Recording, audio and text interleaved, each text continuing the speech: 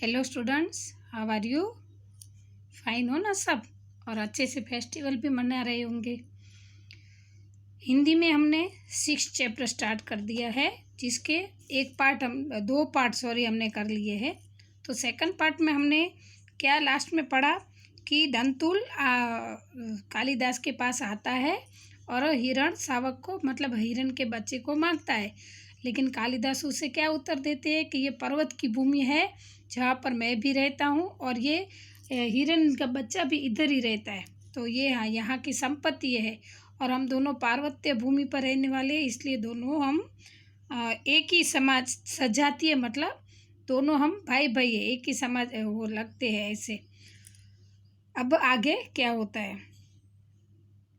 अंबिका अचानक से आ जाती है। अब अंबिका, इस घर के तल्प और आस्तरण हरिण शावकों के लिए नहीं है।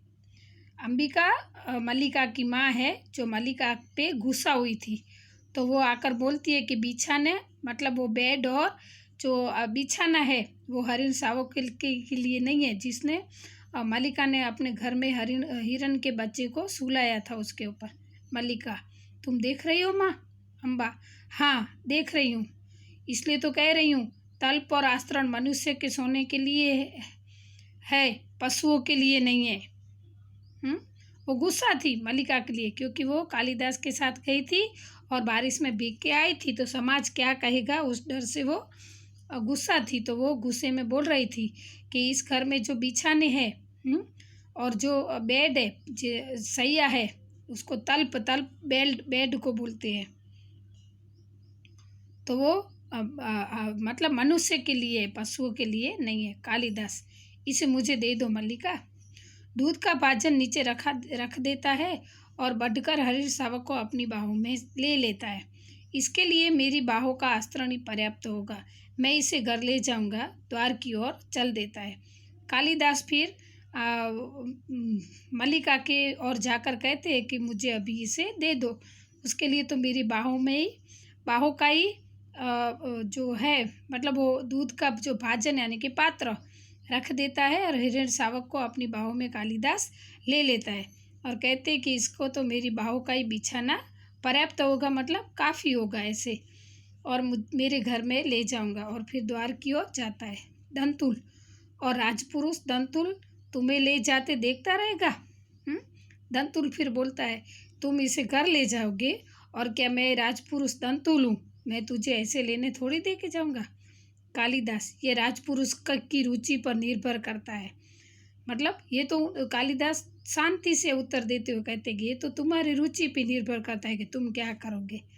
बिना उसकी ओर देखे ड्योढ़ी में चला जाता है, मतलब उसकी जो झोपड़ी थी, तो उसके कालिदास उसकी ओर देखता भी नहीं है और आगे चला जाता है।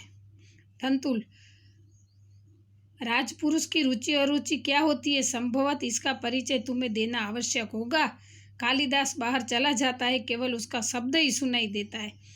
कालिदास दंतुल की बातों पे बिल्कुल ध्यान नहीं देते हैं। दंतुल बोलता है कि ये तो कि रुचि और रुचि क्या होते हैं, लगता है शायद, संभवत यानी कि शायद इसका परिचय तुम्हें देना ही पड़ेगा, आवश्यक। तो लेकिन कालिदास उसको अनसुना करके चले जाते हैं। कालिदास, संभवत। दंतुल, कालिदास बोलते हैं कि संभवत यानी कि शायद, पॉसिबल है ऐसा। दंतुल, संभवत तलवार की मुठ पर हाथ रखे उसके पीछे जाना चाहता है। मल्लिका शीघ्रता से द्वार के सामने खड़ी हो जाती है। फिर कालिदास पे दंतुल गुस्सा होता है और तलवार ऐसे खींच नहीं जा रहा है, और उसके बीच में मल्लिका द्वार के सामने खड़ी हो जाती है। मल्लिका कहती है, ठहरो राजपुरुष, हरिण शावक के लिए हठ मत करो, तुम्हारे लिए प्रश्न